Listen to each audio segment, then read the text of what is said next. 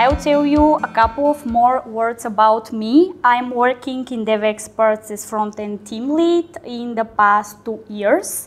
I'm working in the biggest program in the company. We are doing the admin panel of a trading system. Some of the creators of this beautiful software are here, and we are very proud from our work.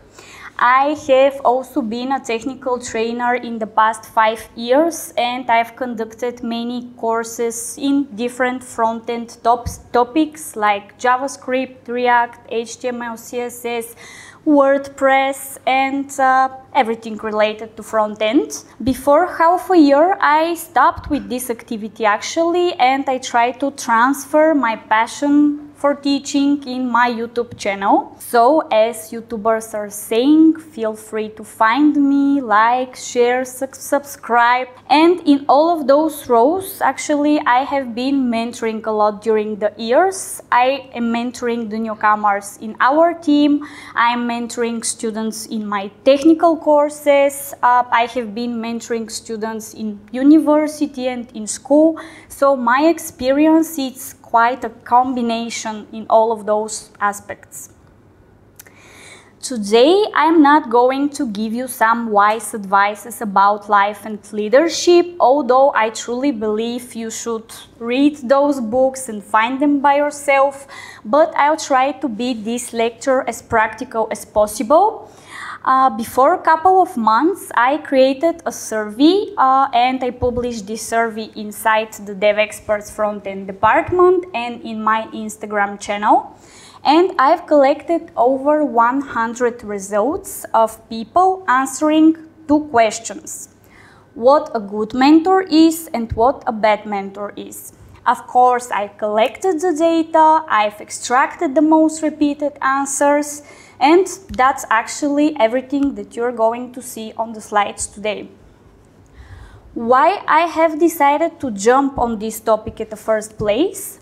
Well, because during the years and in all of those roles, I have seen some mistakes.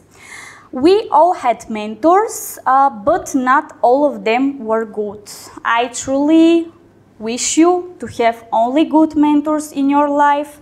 Unfortunately, sometimes we don't have, and that's not because people are bad and they want to be bad mentors, but just because they don't know.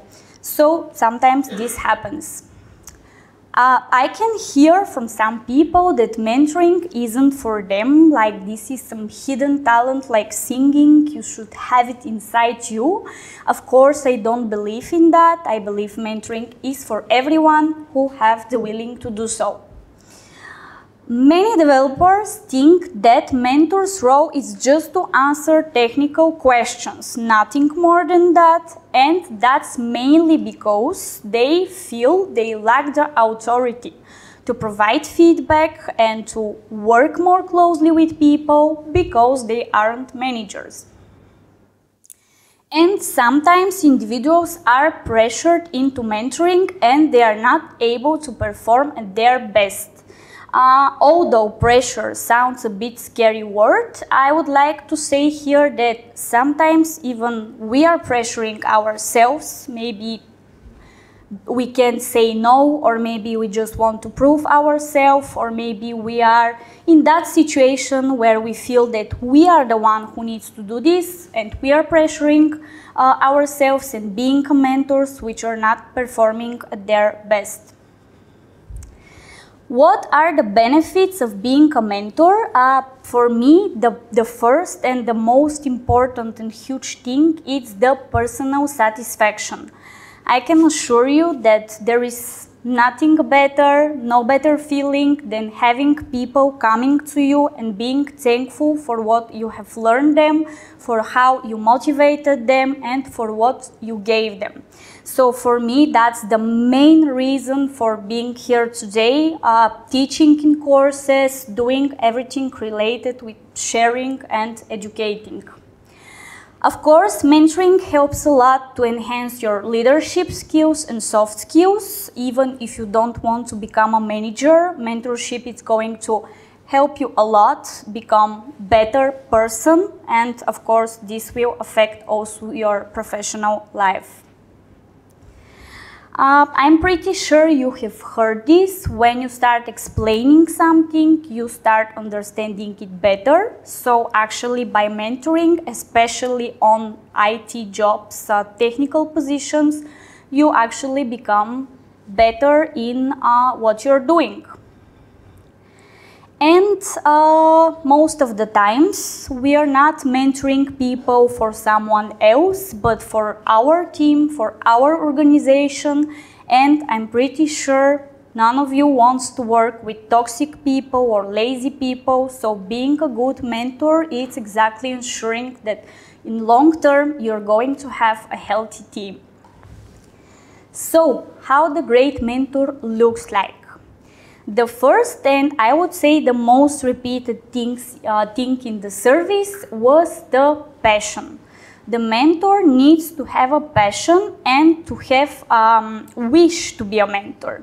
The first and most important thing from today to understand is that mentorship is not a mandatory job, and if currently you have different goals, different priorities, even different mindset from this, you should just say no. No one can pressure you, even if you're being asked. Just be aligned with your goals and your time, very important, and be able to say no if you're not there. In everything related to those situations, let me give you an example. For example, your mentor, your mentee comes to you and it asks you a question. You're occupied with some other work and you answer something like, I'm very busy right now, I'll deal with you tomorrow. Or, I'm busy with something more important right now. Or you're just answering with 2 words and that's it. The person on the other side don't get anything from them. And in the end, you're not a good mentor. Why? Because the person on the other side is going to feel stupid, that it's asking stupid questions, and in the end it's not going to be motivated to continue asking you in the future. The mentor needs to empower critical thinking. How this situation usually looks. Your mentee comes to you and asks you question related with some bug. Let's imagine we have developer and mentee. The mentee can't resolve the bug itself. It asks you for direction and help. You have 2 options. The first one is to directly say what should be done. For example, open this file, check this function, the fix should be this and this.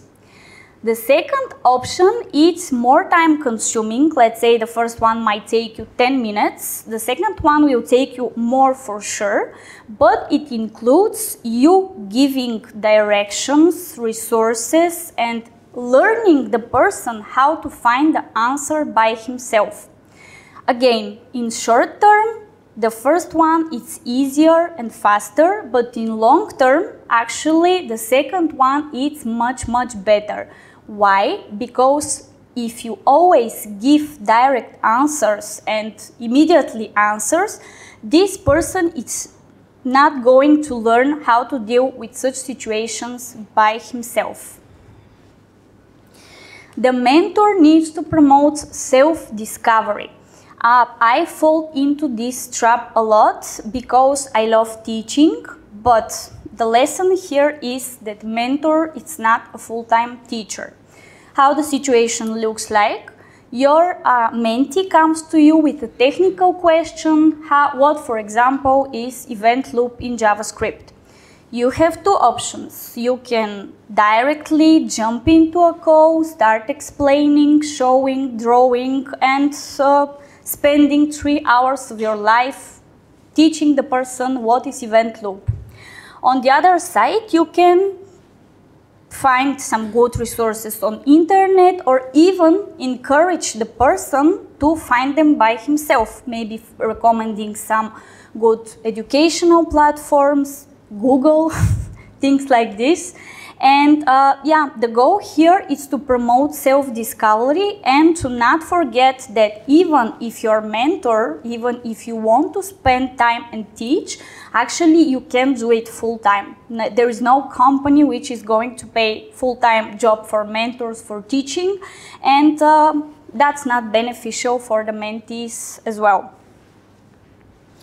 The mentor needs to provide feedback regularly. As I shared in the beginning, the problem with this is mainly regarding authority, but imagine the following situation.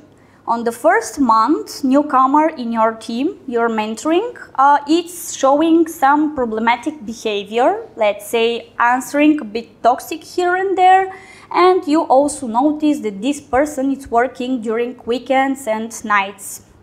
You spot this on the first month, but you don't say anything because you're not the manager. It's not your job. You're staying silent, and in the end of the probation period of this person, the manager asks you for feedback, and you're saying, well, this guy's a bit toxic and he works over the weekend.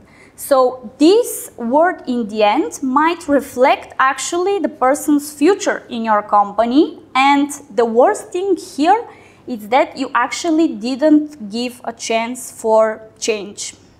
It's much better to talk directly with the person, share as a friendly advice what should be corrected and changed, and see if this person is going to adapt. In this way, you will know if this person is good fit for the team or no.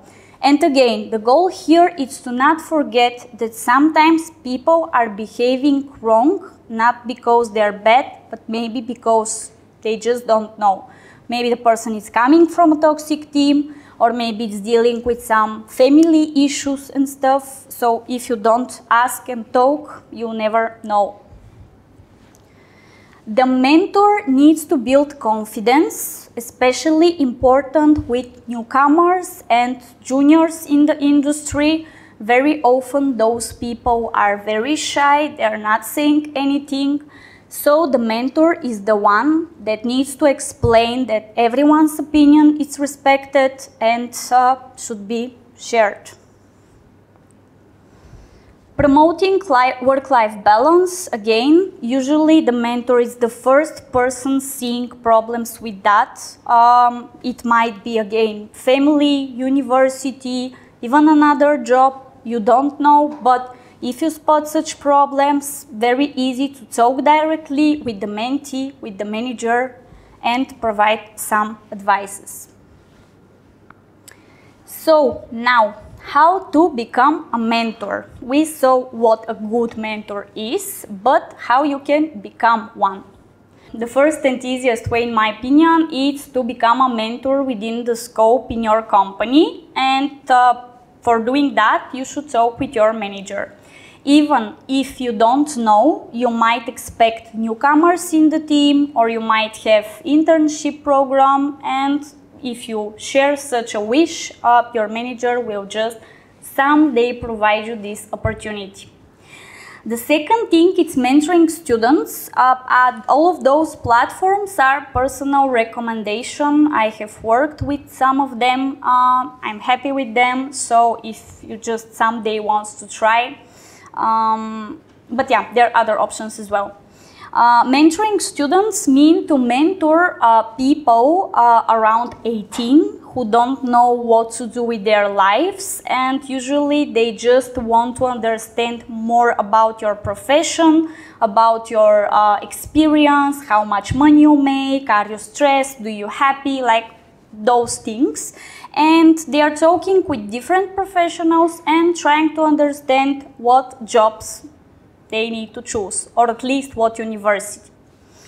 Mentorship programs for young professionals, it's a program which, like Mentor the Young, it's the biggest one in Bulgaria as far as I know. There you'll be mentoring people with less than 5 years of experience, which means that they will find you and match you with people who are working exactly the same as you, but they're less experienced.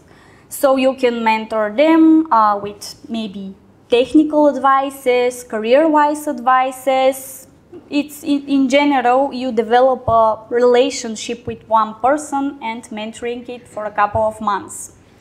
And there are IT academies like Softuni, which are giving a huge variety of opportunities for teaching, being speaker, events, courses, mentoring students, and yeah, different educational aspects. So yeah, thank you.